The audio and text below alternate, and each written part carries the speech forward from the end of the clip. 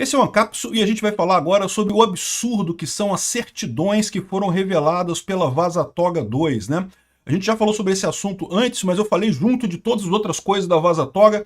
Eu acho que é uma coisa muito importante, porque tem três aspectos importantes nessa história aqui. Só para contextualizar vocês, dia 8 de janeiro de 2023, vocês sabem, houve o protesto que deu errado lá, a vandalização lá da Praça dos Três Poderes, lá em Brasília.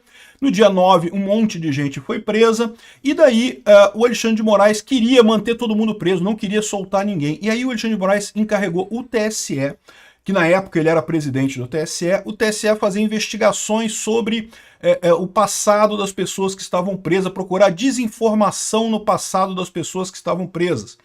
E com isso, esse grupo no TSE, que era na época chefiado pelo Eduardo Tagliaferro, emitiu certidões sobre essas pessoas que estariam, né, investigadas, digamos assim, ou que estariam presas, detidas provisoriamente. Isso é absurdo por três aspectos diferentes. Primeiro, porque o TSE até tem poder de polícia, mas só para assuntos eleitorais, para propaganda eleitoral, esse tipo de coisa. Não para investigar um caso do dia 8 de janeiro que não tinha nada a ver com eleição, não tinha nada a ver com nada, né? Segundo, porque isso aqui, eles criminalizaram condutas que são totalmente lícitas. As pessoas ali no meio das certidões, ali, né, criticou o PT, criticou não sei o que lá, pronto. Já tem uma certidão positiva que eles chamaram que a pessoa está envolvida com desinformação.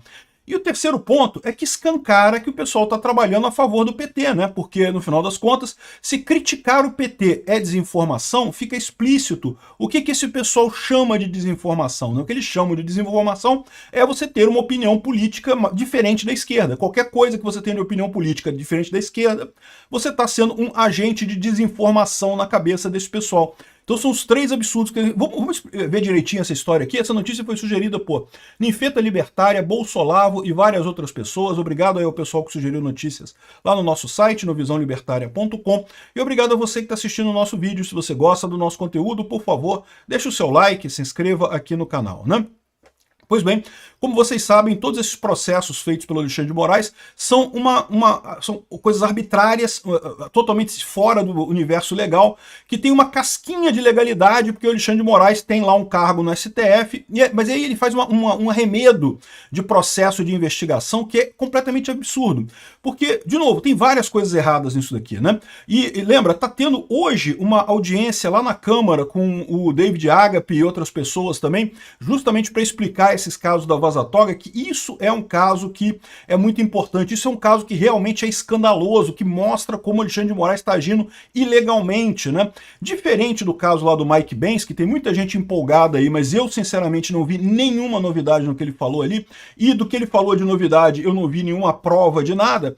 Esse caso aqui é importante, esse caso aqui as pessoas deviam estar indignadas com isso, deviam estar realmente preocupadas com isso daqui, porque isso daqui tem o potencial. E eu fico me perguntando às vezes, se não soltar esse caso do Mike Benz exatamente para tumultuar o assunto e desviar a atenção das pessoas do que é importante aqui na Vaza Toga, né?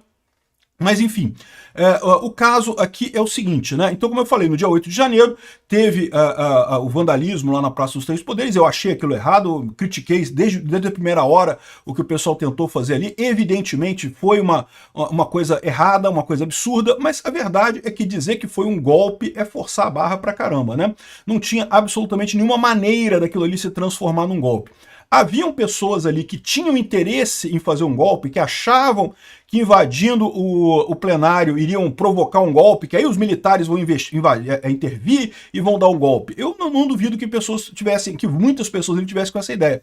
Essa era a ideia de todas as pessoas que estavam ali? Não, evidentemente que não, né? Mas o mais engraçado é a maneira como Alexandre de Moraes reagiu a isso, né? O Alexandre de Moraes já há muito tempo ele está no modo totalmente de cólera, né? Tá julgando com a bile, não tem nenhuma outra justificativa para o que ele está fazendo. E ele quer fazer um julgamento show para criminalizar o bolsonarismo.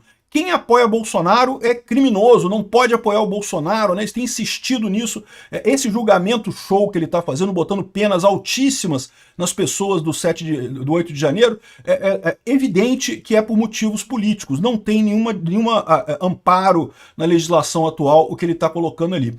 De novo, algumas pessoas podem ter interesse em dar o golpe. Podia ser que tinha gente ali que queria realmente dar um golpe, ok, mas tem que individualizar a conduta. Um processo desse tipo deveria levar anos de investigação para ter embasamento nisso daí e fazer a prisão das pessoas se realmente comprovassem que elas tinham interesse em coisas além da depredação. A depredação é séria? É séria, eu já falei, as pessoas têm que pagar pelo que elas fizeram ali.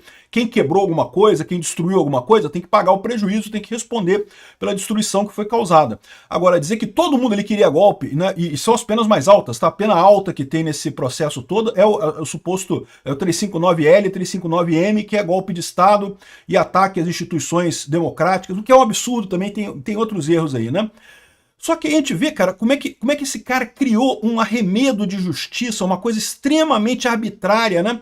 Ele criou esse conceito de certidão positiva do órgão de desinformação do TSE. Então, como no Brasil nós ainda não temos um Ministério da Verdade, como no livro do George Orwell, né? Um Ministério da Desinformação e coisa e tal, é isso que ele está querendo construir. Na cabeça do Alexandre de Moraes, a visão que ele tem do mundo é essa. Temos que ter um órgão para controlar o que é verdade e o que é mentira. Vocês entendem o quão distópico é isso? O quão absurdo é isso? E aí você percebe, esse tipo de coisa historicamente sempre levou à repressão, a ditaduras, a esse tipo de coisa. Isso sempre existiu na Alemanha nazista, na União Soviética, nos lugares das ditaduras terríveis. Lá na China você tem o Centro de Desinformação lá na China, que também persegue gente pra caramba, sempre descamba para isso. Por quê? Porque verdade, realmente é triste quando as pessoas mentem ou falam alguma coisa, alguma mentira, mas a verdade é a seguinte, você determinar um órgão público para dizer o que é a verdade, inevitavelmente isso acaba sendo cooptado pelo partido que está na situação para proibir oposição, dizer que tudo que a oposição está falando é mentira e só você está falando a verdade e pronto, e você esmaga a oposição dessa forma. Isso é típico de ditaduras, né? Daí, o que eles fizeram aqui? Ó? Exclusivo, certidão usada pelo gabinete para fichar os patriotas. Aí tem um exemplo aqui, ó, que eles botaram como é que é as audiências de custódia. Certidão positiva. Certifico que, em pesquisa nessa data, foram encontradas as seguintes ocorrências em redes sociais do custodiado abaixo relacionado, nome CPF, descrever as ocorrências e incluir os links. A pesquisa foi realizada nas seguintes redes sociais, tal e tal, pelo colaborador tal, matrícula tal, que subscreve essa certidão, Brasília, 13 de janeiro de 2023 e coisa e tal. Ou seja, o que eles queriam é isso, um órgão que pesquisasse rede social das pessoas. Pô, mas a polícia que teria que fazer essa investigação, né? E qual a relevância disso? A polícia não quis fazer essa investigação porque a verdade é que não é crime. Você pode publicar o que você quiser na sua rede social de crítica política, que isso não é crime. Crime pode ser um crime, né? A calúnia, injúria e difamação, ou então uma ameaça. Mas aqui o que a gente vai ver é que eles botaram qualquer coisa, qualquer crítica à esquerda principalmente. Tem uns casos aqui, ó, como esse último caso aqui do Ademir Domingos da Silva. Perfil pessoal no Twitter tem postagens antigas que exprimem aversão a Lula e ao Partido dos Trabalhadores. Aí tem aqui, ó, qual que é as mensagens dele aqui, ó. Cadeia nesses políticos bandidos, Dilma na cadeia, Glaze também. Lula é preso tem celular e grava vídeos e não sei o que lá, que a lei penal não permite isso. Ou seja, o cara tá criticando o Lula, que na época estava preso, né, 2018 isso daqui, e o cara tem, olha só, 17 seguidores, na verdade tem um seguidor só, e segue 17 pessoas, ou seja, uma conta totalmente irrelevante em termos de alcance social. E o cara criticando. Isso aqui é um discurso legítimo. O cara tem o direito de ter a sua opinião, de achar que o Lula e a Dilma são bandidos e tem que estar na cadeia. Eu acho que o Lula e a Dilma são bandidos e tem que estar na cadeia. Mas enfim, o que ele está falando aqui, cara, isso aqui é a opinião do cara. Não tem absolutamente nenhum crime nisso daqui, não tem absolutamente nada nisso daqui. Como é que pode um órgão do TSE... Aqui, ó, ET 10820, audiências de custódia. Certifico que em pesquisa nessa data foram encontradas ocorrências, coisa e tal. Twitter com postagens antigas que exprimem aversão a Lula e Partido dos Trabalhadores. Caramba, bicho, não tem nada de errado ali, não tem nada de excepcional, nada de diferente de milhares de pessoas no Brasil. Isso daqui foi justificado, foi usado como justificativa para o cara ficar na cadeia um tempão. O cara ficou preso na Papuda, lá em Brasília, um tempão por causa disso daqui, porque tinha postagem contra o PT. E aí, então, o primeiro absurdo dessa história toda é o uso ilegal do TSE, da estrutura do TSE para esses desmandos do Alexandre de Moraes, né? O Alexandre de Moraes, olha só, o TSE é um órgão que precisa sempre estar se justificando, né? Porque é o correto, todo órgão público, ele tem que prestar contas à sociedade, né?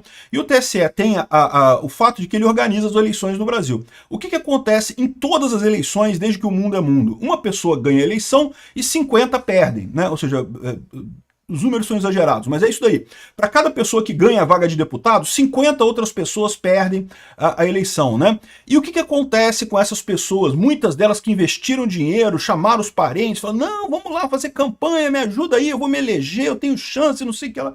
E aí perde a eleição. O que esse pessoal faz? Questiona o TSE. Então é natural, o TSE sempre foi muito questionado, sempre vai ser muito questionado, porque para cada pessoa que ganha uma eleição tem 50 pessoas que perdem, as pessoas que perdem criticam o TSE, evidentemente, né? Mas o TSE tem se mantido, né? Tem provado a verdade, tem mostrado as coisas, tem se botado à prova para garantir a isenção dele. Aí o senhor Alexandre de Moraes, para objetivos totalmente escusos ao interesse do TSE, usou a estrutura do TSE para criar esse órgão de desinformação, que é uma coisa totalmente distópica, que não tem previsão legal na legislação brasileira, não existe crime de opinião na lei brasileira, não existe nada que esse rapaz tenha feito aqui que seja criminoso ou que indique crime aqui.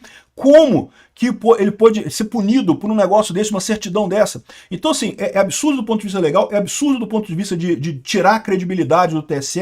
O Alexandre de Moraes usou a estrutura do TSE para benefícios políticos próprios, indevidos.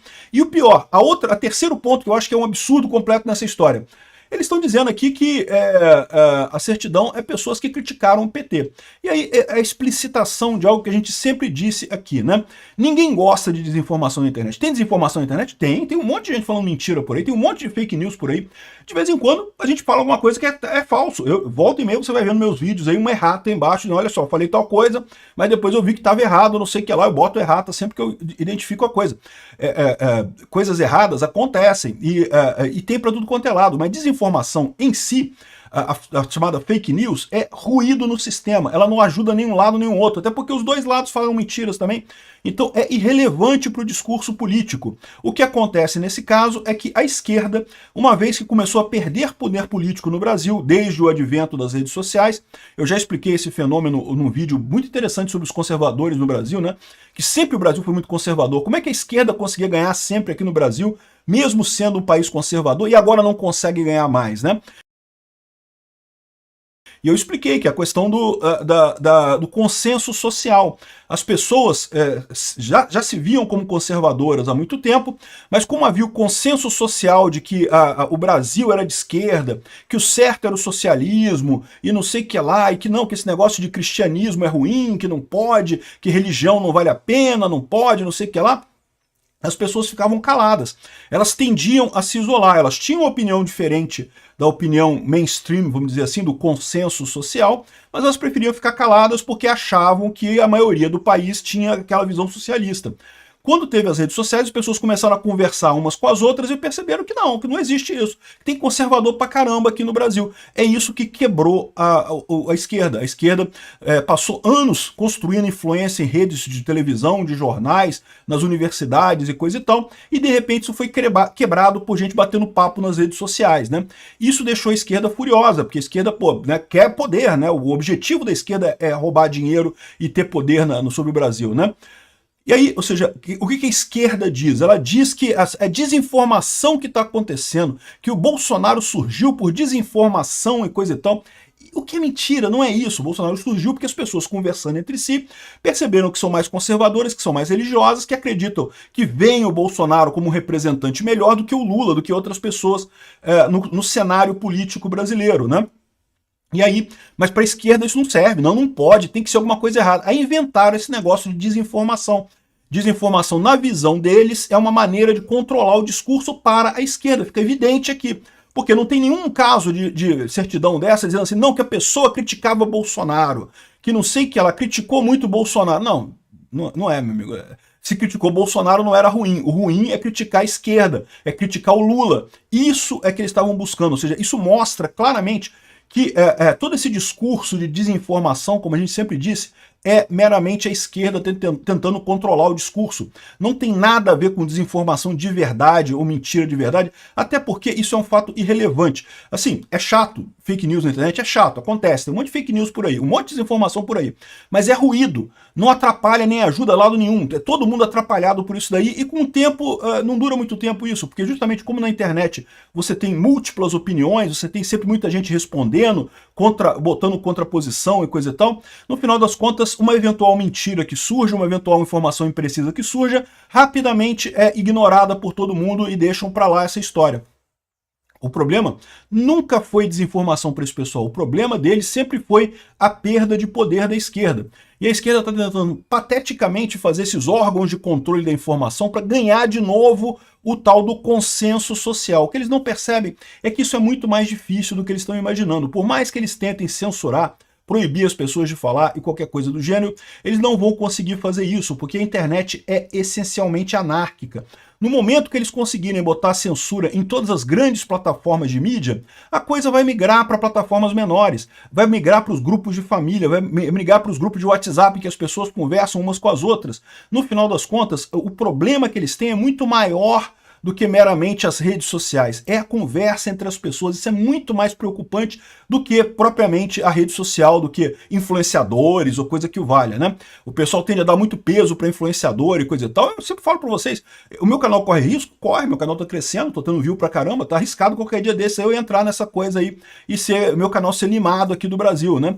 Agora, isso vai fazer diferença? Para mim, certamente, não vou gostar disso, vai ser muito ruim para mim. Mas, para as ideias da liberdade de forma geral, não vai mudar, meu amigo, porque tem 50 outros canais que falam a mesma coisa que eu e que vão crescer, uma vez que eu não existo mais, vão crescer os outros canais e coisa e tal. Isso é natural, o processo é muito mais forte do que o PT julga que é o problema. O PT e o Alexandre de Moraes, que claramente está do lado do PT nesse caso, né? Eles acham que o Bolsonaro, que o bolsonarismo é um evento pontual, uma coisinha que aconteceu ali e que já vai acabar daqui a pouquinho. Eles não percebem que se trata de uma mudança geral na sociedade causada pela tecnologia, como tantas outras que já aconteceram na história, né? E vem mais mudança por aí, tá? Com a inteligência artificial vindo aí, meu amigo, se preparem. Tem gente dizendo que o impacto da inteligência artificial vai ser maior do que a Revolução Industrial. O pessoal não entendeu ainda o tamanho do trem que está atropelando eles nessa história aqui. Mas, de qualquer forma, com isso, eles ficam fazendo essas coisas patéticas aqui, como essas certidões do TSE. Isso aqui é errado de vários aspectos. Não tem como defender esse tipo de coisa. É mais um exemplo que mostra o quão ruim foi o Alexandre de Moraes para o STF, para o TSE e para a sociedade brasileira como um todo.